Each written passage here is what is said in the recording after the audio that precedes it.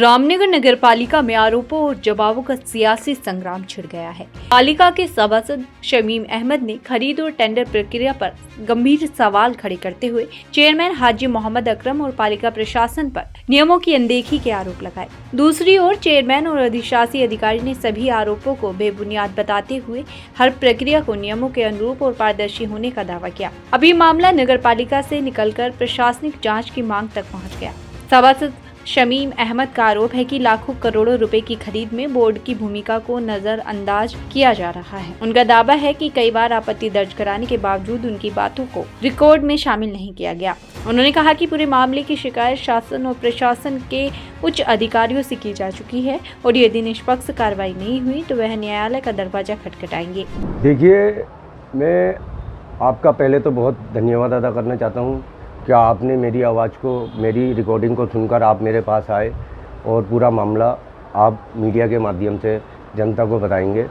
देखिए, मैं आपके माध्यम से बताना चाहूँगा कि नगर पालिका में बोर्ड की अनदेखी हो रही है लगातार और बिना बोर्ड से संविदा की स्वीकृति लिए सामग्रियों की खूब खरीदारी हो रही है। जेम पोर्टल के माध्यम से करोड़ों रुपए की सामग्री खरीदी जा रही है और सीधे सीधे उसमें धारा 96 का उल्लंघन किया जा रहा है अधिशासी अधिकारी द्वारा और अध्यक्ष महोदय द्वारा।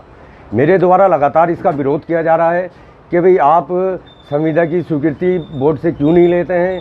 जो भी L1 निविदा आती है जेम पोर्टल के माध्यम से आए या वैसे आए तो आप उस L1 निविदा की संविदा की स्वीकृति बोर्ड से लें, मगर इनके द्वारा बोर्ड से स्वीकृति नहीं ली जा रही है।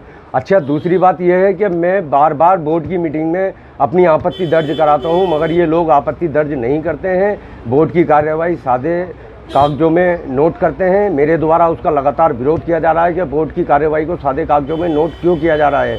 और आपने सुना होगा उस ऑडियो क्लिप में कि मेरे द्वारा लगातार कहा गया, मगर अध्यक्ष महोदय के द्वारा लगातार उसका जवाब ये दिया गया कि हम तो सादे कागजों पर ही नोट करेंगे, आपको जो करना है कर लो। अब मेरे द्वारा आला अधिकारियों से भी शिकायत की जा चुकी है इस संबंध में और आपके माध्यम से जनता को भी बताना चाहूँगा ताकि जनता को भी पता चले जो उनके टैक्स का पैसा है, जो सरकार जो विकास कार्य के लिए पैसा दे रही है नगर पालिका को, वो नगर पालिका कहाँ खर्च कर रही है। 100 रुपये की चीज़ है तो उसको 400 रुपये में खरीद रही है। सोलर लाइट अभी 200 पीस आई है और वो लगभग उसके आप बाज़ार वैल्यू देखोगे तो 6500 से 7000 रुपये की एक लाइट है और नगर पालिका ने उसको 37,000 या 35,000 रुपये में ख़रीदा। अभी मुझे इन्होंने बिल नहीं दिखाया, मैंने उसके बिल के लिए कहा तो फिर मैंने सूचना लगवाई किसी से कि भाई इसके डॉक्यूमेंट्स मुझे मिल सकें, इन्होंने कितने रुपए की खरीदी है। अच्छा, उससे पहले 100 सोलर लाइट आई थी, वो भी 7,000 8,000 रुपये की लाइट थी, वो इन्होंने 37,000 रुपये एक नग के हिसाब से सोलर लाइट खरीदी और सूर्या का टैग लगा था उस लाइट पर, जबकि वो लाइट सूर्या कंपनी की नहीं थी। इतना फर्जीवाड़ा चल रहा है। आपूर्तिदाता के साथ मिलकर ये लोग खूब पैसों को, नगर पालिका के पैसों का दुरुपयोग कर रहे हैं, सरकारी धन को गबन करने का काम कर रहे हैं, जिसको मैं बिल्कुल बर्दाश्त नहीं करूंगा।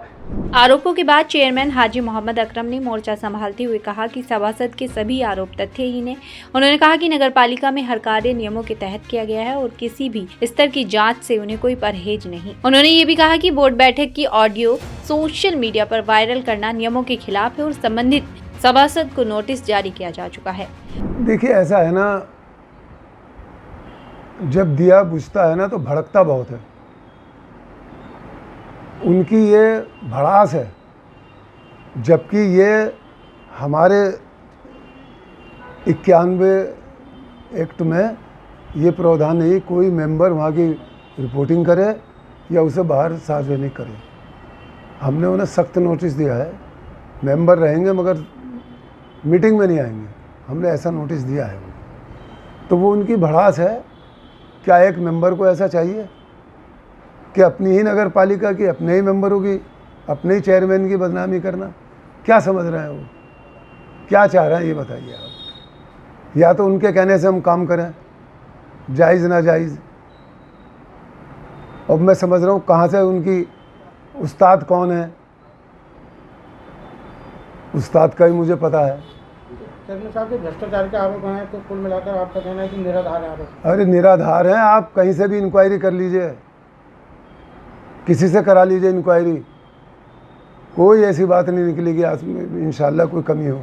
उधर अधिशासी अधिकारी आलोक उनियाल ने भी खरीद प्रक्रिया को पूरी तरह पारदर्शी बताया। उनका कहना है कि सभी टेंडर बोर्ड की स्वीकृति और उत्तराखंड अधिप्राप्ति नियमावली के तहत ही किए जाते हैं और बोर्ड बैठकों की कार्यवाही भी नियमानुसार दर्ज की जाती है। फिलहाल आरोप और जवाब के बीच रामनगर की पालिका राजनीति गर्मा गई है। अब सभी की निगाहें इस बात पर टिकी है कि शिकायतों पर प्रशासन का क्या रुख होता है।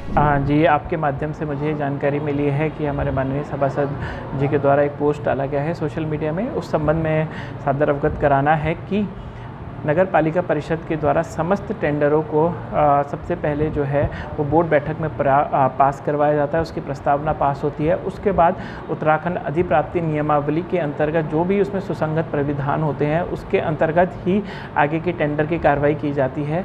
नगर पालिका परिषद के द्वारा हर टेंडर की कार्रवाई में फुल ट्रांसपेरेंसी के द्वारा कार्रवाई की गई है।